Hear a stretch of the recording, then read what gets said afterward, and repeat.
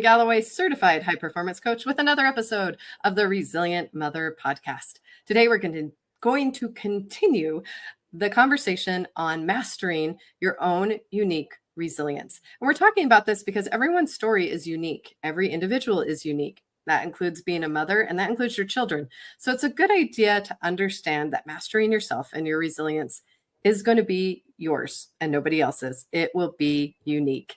And with me today, I have a special guest, Yvette, who is going to have this conversation with us as a mentor, as a children's book author, as my friend, and part of Growth Day and Ultra and all the personal development friends that I have. And I love having them on here to share their wisdom and their truth with us.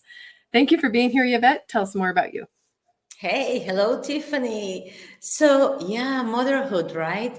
What is that? What does it brings onto the table? What responsibilities? What joys? What sacrifices we have to do? What oh, this is my favorite one. What are the wars or battles? You can choose the word that we want to choose to win, and which ones we don't care if we lose. It's like we have to be so clever in what are the ones that we have to be like tough and say, it's not going to happen. And, you have to lead, and then you have to bite your tongue. And, sometimes it's like, damn if I do, damn if I don't, right? Mm-hmm. And then choose the battles. And I said worse, because sometimes they say kill the little monster before it gets like, right, like a big monster, right? Yeah. And that's where things can handle in a great way, or a thing can lose out of control. Things just, we don't have the control over things sometimes, and we have to choose which ones we want to be like, I'm gonna win this one. Or you know what, I don't care, I'm just gonna let it go and have my child choose what he wants to do. But what I am is, like Tiffany said, I am an author of children's books. I'm a mentor also for aspiring authors and illustrators that want to tap into the children's books publishing industry. And I am a mentor about, it's about life. It's about the struggles. It's about realizing what the heck we want to do. There's so many things we want to do, and sometimes we don't even know what we want to do. So, yeah, so I'm just, kind of like going into that vibe, and I have learned a lot of things, and I think that I can navigate someone that doesn't know where they want to go, and then find their inner gifts, and then create something amazing. I love that, because as mothers, that's what we want to do for our kids, isn't it?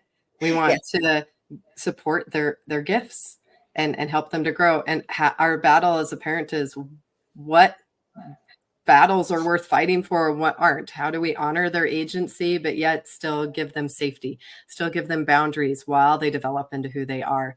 And a big one for me, like this next generation, is resilience comes up, and they talk about the next generation not being that resilient, not about mastering self, like kind of being confused, being anxious. And times have definitely changed, I will give that, but they've changed throughout different centuries and different time periods. And it should be more about getting curious about what the new solutions and the new opportunities will be. And so for me as a parent, I'm finding, how do I help them to learn to stay innovative and to stay creative, to those human innate truths that no matter what technology is going to do, no matter what's taking over, those are things that are still going to be needed. The emotional connection, the deepness of our souls. We're really fighting for our minds and our hearts now in a lot of ways. And that's the new mastery. That's the new level that we're heading into. I don't know if you've seen that in the work that you do. And I love that you do something for kids, because I really feel like the younger we can start with these things, the better. Yeah, I think that today we live a different, era, because I'm just going to say that word. Things are changing so quickly. What it was 10 years ago is not any longer something to, Yeah. put in practice.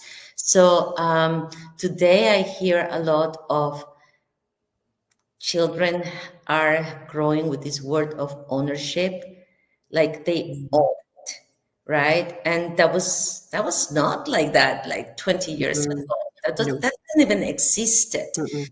It's a lot of terms, of course, the cell phone, right? The social media, that didn't existed neither. So we as parents, we are really learning how can we embrace and support and give them the tools that they need, but ground them Yes. into, ground them and give them direction.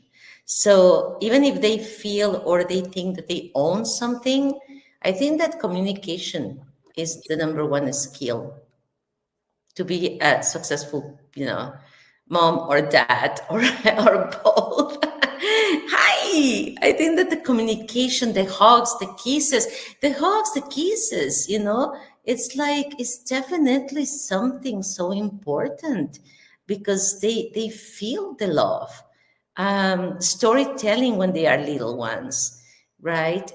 Teaching them the love of books, then helping them for things that they think that they may be difficult. Sometimes they get frustrated with homework, and how you're going to help them to understand that this is just something that they just need to do, and then later they're going to get the advantages of what they don't like today. A lot of things that they don't like today, they might be so powerful when they are in their 20s, 30s, and Yeah, and you never know because they're always listening. They're always paying attention, whether you realize it or not. And sometimes I will notice, especially with my teenager right now, oh, she was listening.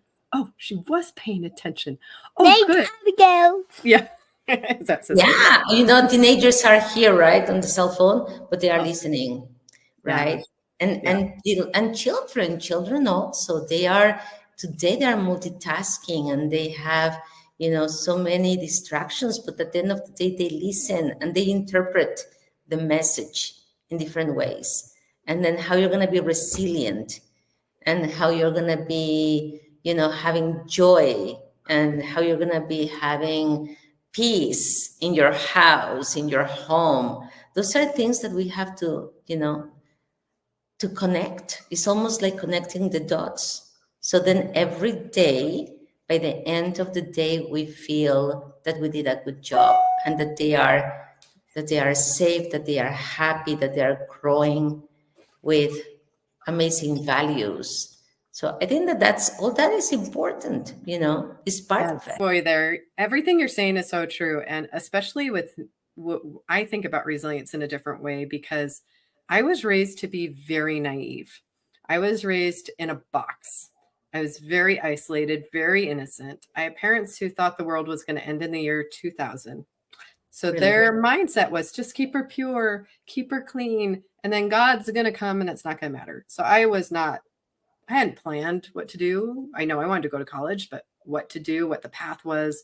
And I'd been so isolated with my narcissist parents that I didn't get to see how other peers had done it. Or I didn't get to see that how I could maybe team up with another peer or a teacher or somebody to get me there because they were always, you got to do it what we want you to do, what we want you to do, what we want you to do. And most of my life was, who do my parents need me to show up as today, which made me a very good actress.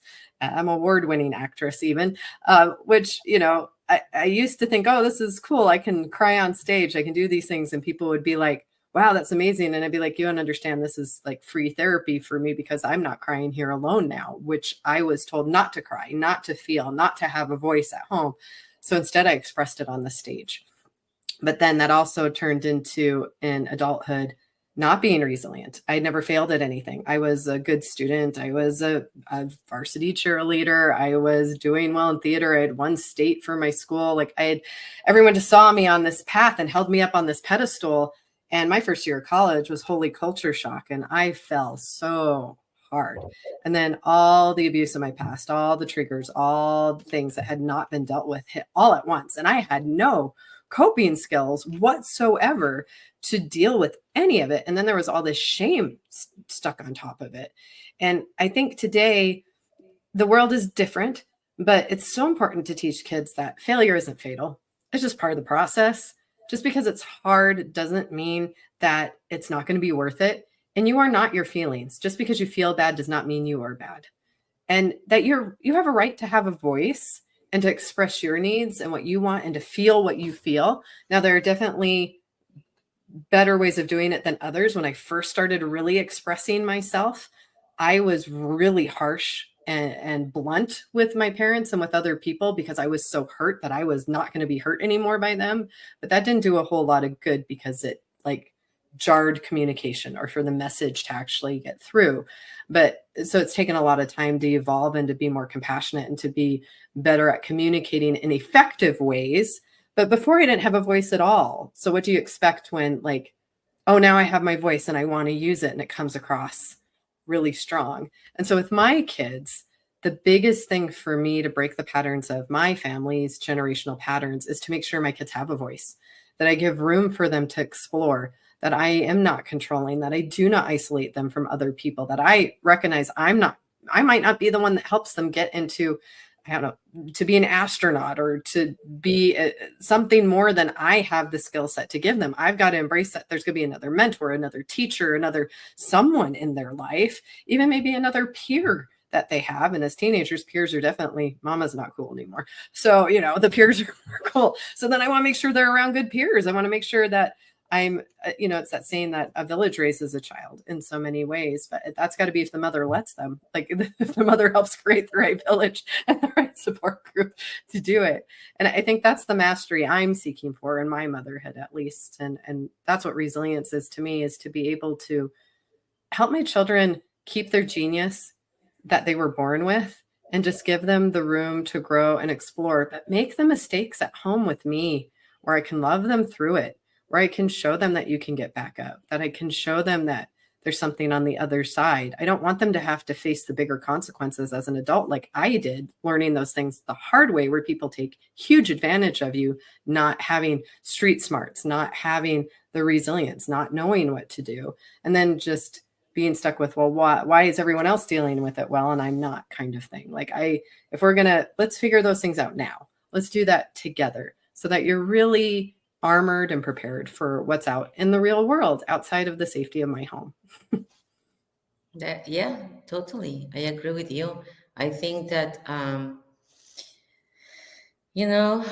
one of the things that is very important today is to have ambition, because that's going to be your power. Yeah. To resilience.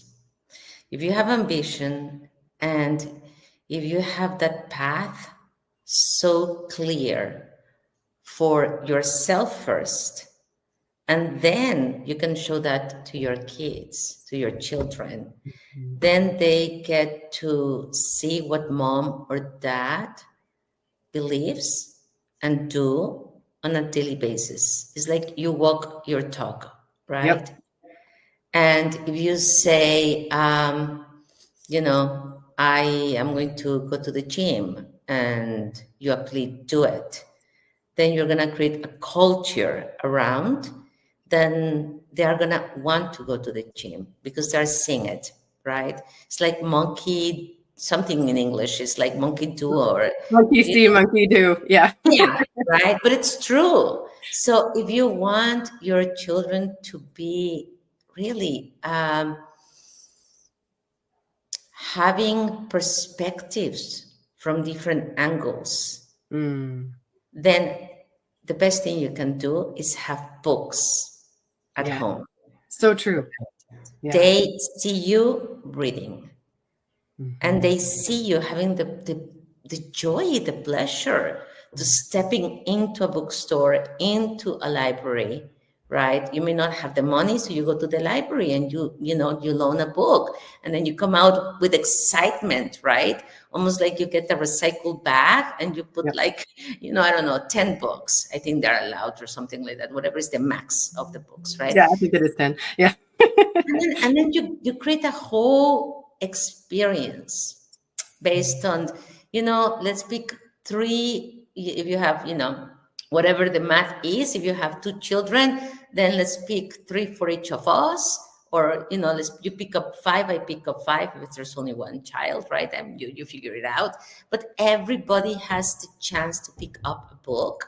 Mhm. And if you can afford to buy a book, then you set the direction before stepping to the bookstore. So you don't create chaos, don't Mhm. create the wrong expectations, right? So you clear, say, mommy's going to buy 1 book today. So Yes. 1 for you, 1 for me. So then because otherwise you go to the bookstore and the tantrums starts. And Yes. then they go to the toys and then they think, oh, mom is going to buy me the toy. But we didn't talk about toys. We talk Mhm. about today is the day for getting 1 book, 1 for you, 1 for me, right?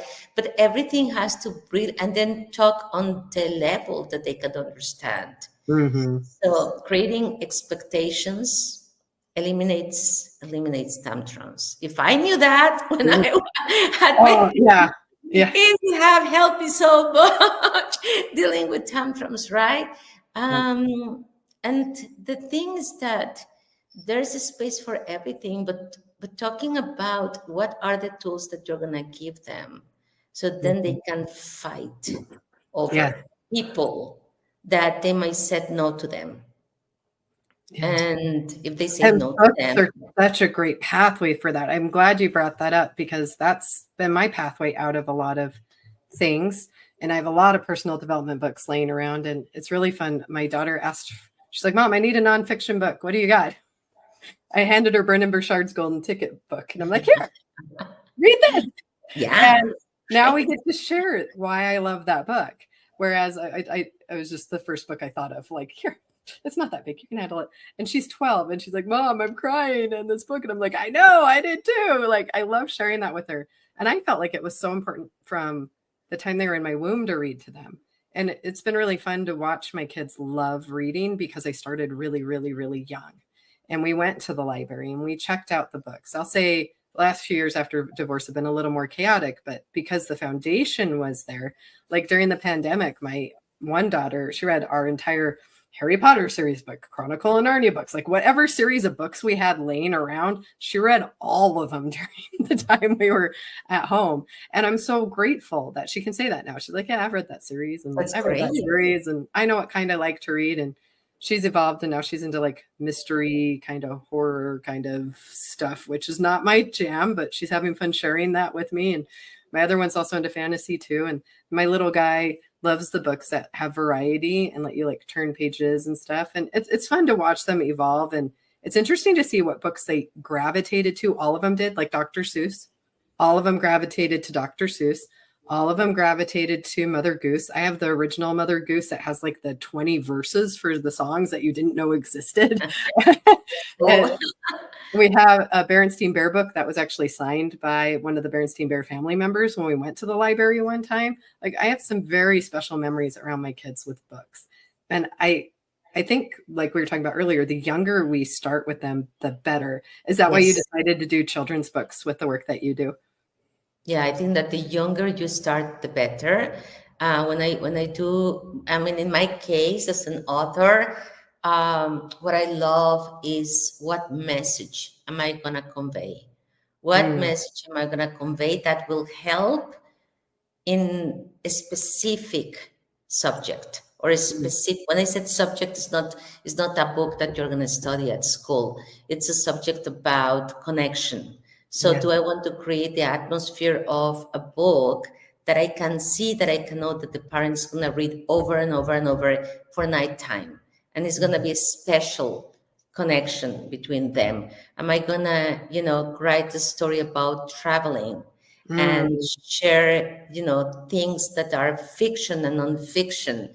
And do I am gonna realize that there's gonna be parents that have the budget to travel to these places and parents that will never mm, will have an opportunity in their lifetime? But that doesn't mean that the children yeah. can't. So we're talking about, if you embrace, if you give them the tools, the parents may not have that opportunity in their lifetime, but the kids, the children, they will. And that's what you want to believe, right? That's what you want to. So there's always a reason about behind my stories.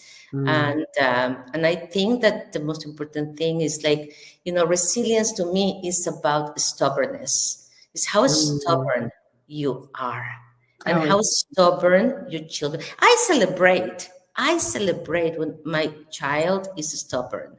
because that shows me that he knows what the heck he wants, and Mm. that he's gonna want to get what he wants. And I was like that. That I was like, I wouldn't let my mom or dad say no. And I was like, drilling on and drilling on and drilling on until I would get it. Mm. And I think that that is what it has bring me up to things that when people say no, I'm like, whatever. It's like I don't believe in that word. I don't believe in that word. And it can be as silly as you go to an ice cream shop, and in a different country. And you might say, can I have an ice cream, but I want half of this and half of that. And they will tell you no. And then I'm saying, okay, obviously this person is thinking, inside the box. Mhm. And she doesn't, or he doesn't has the permission to get outside the box. Mm. Think in a flexible mind. She, Yeah. she or he might be scared that if he divides the ice cream in half and half, he might be fired. Mm. So Yeah. you have to step a little bit into the humanity kind of their mind to know Yeah. where the no is coming from. And then, you might lecture or you might let it go. Sometimes I lecture someone because I kind of feel like we have to open the Open horizons. you up. Yeah. Like, come on. And sometimes I'm like, okay, you know what? That's fine. You just lose me as a client because I'm going to find that shop that is going to give me half chocolate, half vanilla, or Yeah. whatever flavor I want. Right? But I Because think it's that's possible. It's possible to yes, find what I want somewhere. it's possible. And if you give that message to your children, they are going to be amazing human beings because they will go after what they really want, what they really believe. And at the end of the day, we want them to be great human beings that Absolutely. transform for better, right? That they also do something beautiful with their lives. Yeah. So resilience to me is a positive word. Mhm. It's not. I don't see it in the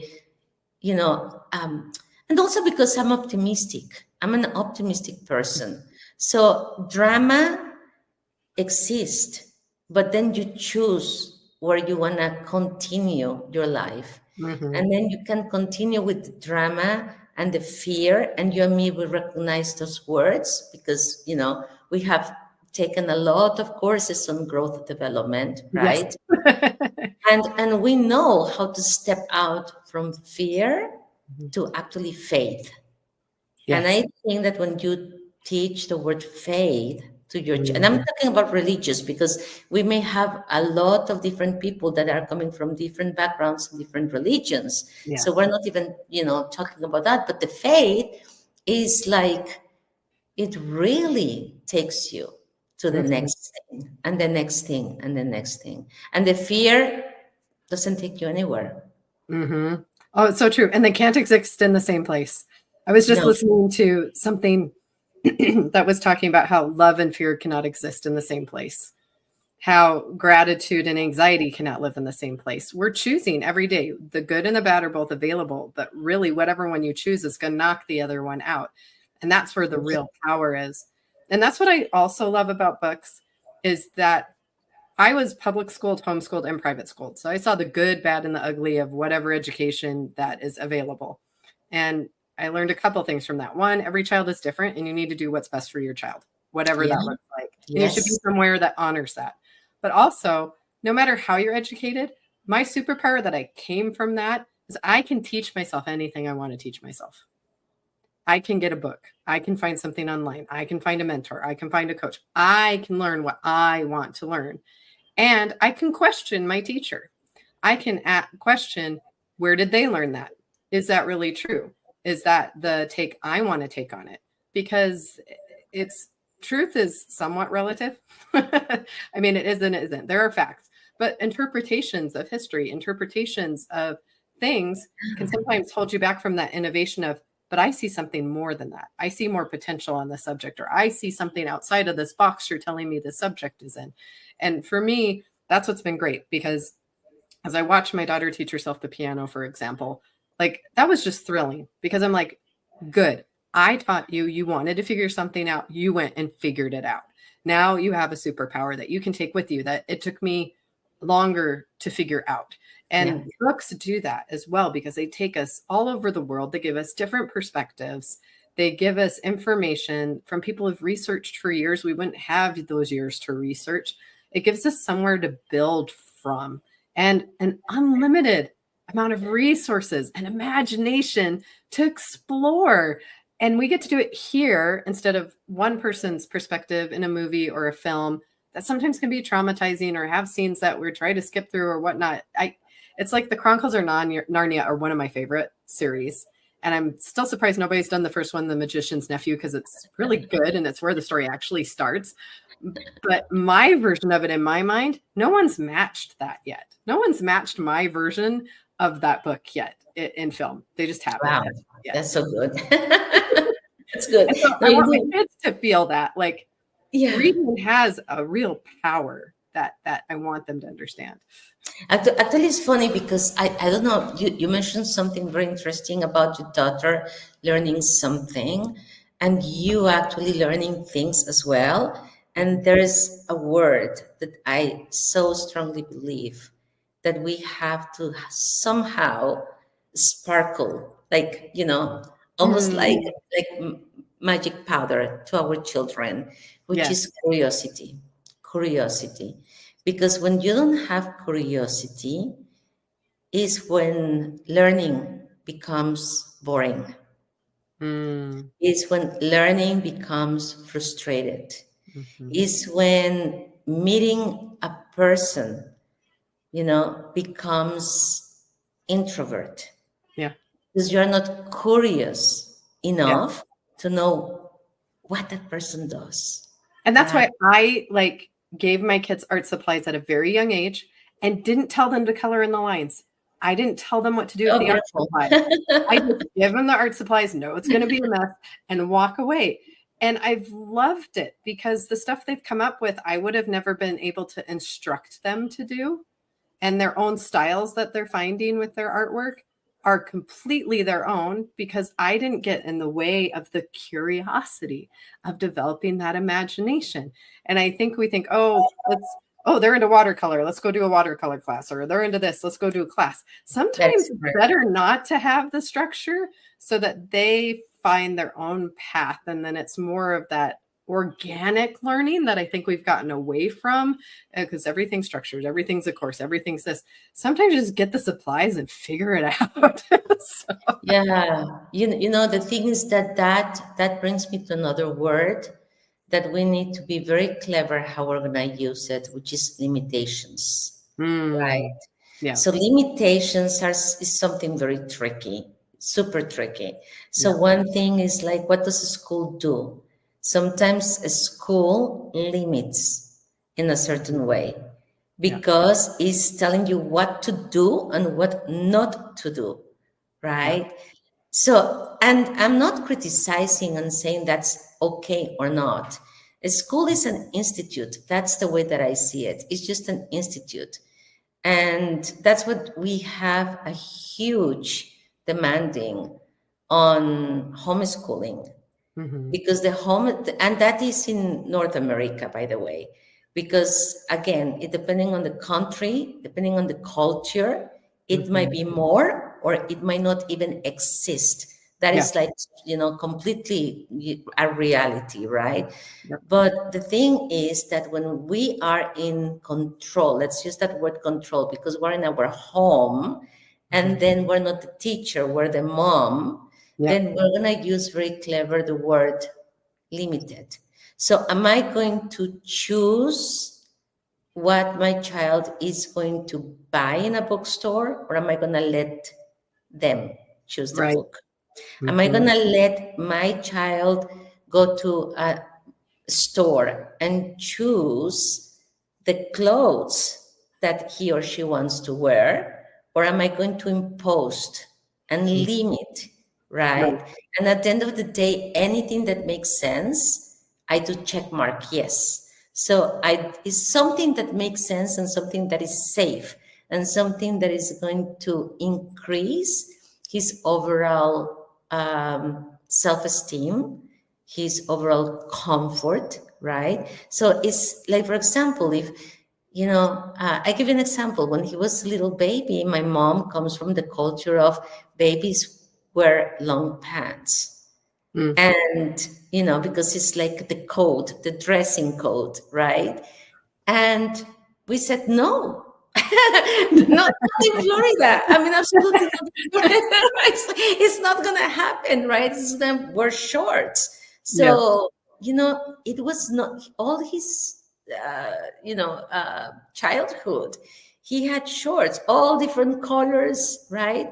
But he was choosing them because I couldn't choose something that I wouldn't wear it because he has to be comfortable. So if he likes cotton, then he would choose cotton versus nylon. I mean, you have to think because, sometimes they might start getting the dry skin, maybe the rubbing of the clothing creates, right, a friction, something, and you're not wearing it, right? So you don't know. Yeah, you don't know. So the bottom line is that it was not until he was invited to a graduation that the dress code was long pants, and we had to buy, for the first time, long pants. But this is something where I see the limits of the stories that your parents have, which is the third generation, that may not apply anymore. We're gonna be there one day. You and me, we're gonna be grandmas one day. And what it is right now, it might not be. Right? But then if we erase that limitation in the positive way, it just opens endless possibilities. And our stories of our parents when we were growing up, it happens to things psychologically, and it's proven. Either the story gets repeated, and if it was a sad story, it's gonna be repeated as a sad story. Meaning, if your parents were beating you, psychologically once, either you are gonna be a father that is gonna beat because that's what you learned, that's what you lived, and that's the experience you got. And that's the only thing that you know how to do, regardless if it's okay or not okay. Or you're going to break the code. You're going to unleash that limitation, and you're going to reframe. And we're using, a lot of neuroencoding words here, but you're going to interrupt the pattern, and you're going to say, this is not going to happen when I become a mom and a dad, right? When I become a mom or a dad, I will never, ever spank my child. And boom, it just gets broken.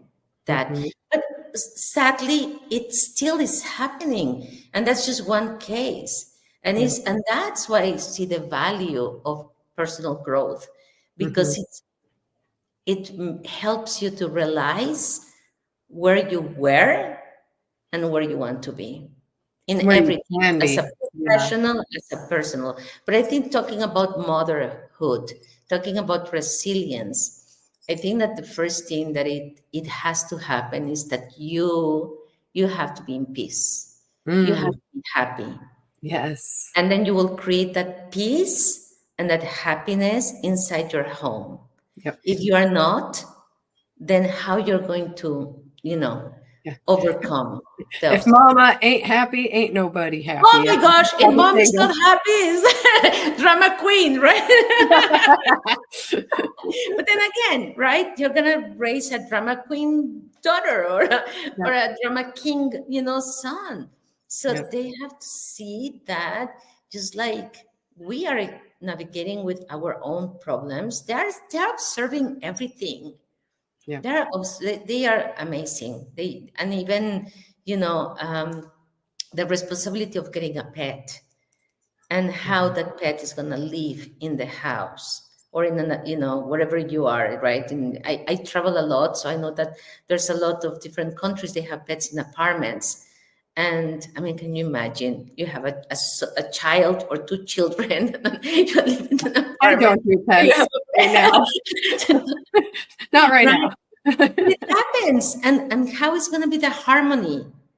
The harmony of Mm. I mean, everyone in the house, including the pet, is important. They are all important.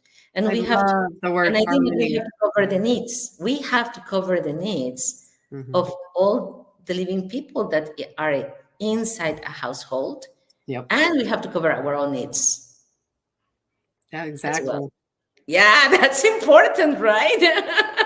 Well, and I love the word harmony because I've heard somebody talk about it this way, that instead of striving for balance, we're striving for harmony. And harmony can have a stronger alto, stronger soprano, stronger bass, stronger tenor, depending on what the needs are that need to be met at the time. So the harmony might change, but it can still be in harmony. And I really feel like that's how it goes with, especially being a single mom of 3 kids. Like, one needs me more than the other on a regular basis, and it just kind of rotates, and then I got to give back to myself, and then it goes back around. But as long as we're in harmony with each other, instead of trying to do balance, because balance just feels too much like a teeter-totter, instead of just this kind of flow, and that I find it works really well. And that's what home should be. It should be this harmonious place where you feel safe to express yourself, to explore yourself. And I think Yeah. a big key that I've had to overcome is not having expectations of them being anything like me, understanding that they're their own individual and giving them the room to express that and giving them the space to express that, because I want them to do that exploration of self here with me in the home, in the safe space.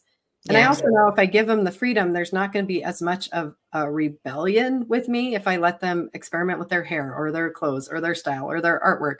Like, if I just embrace that's where they're at on their journey and meet them where they're at, I'm going to get a much more positive response. And then they're also going to respect that I am at where I'm at and I'm still a work in progress too.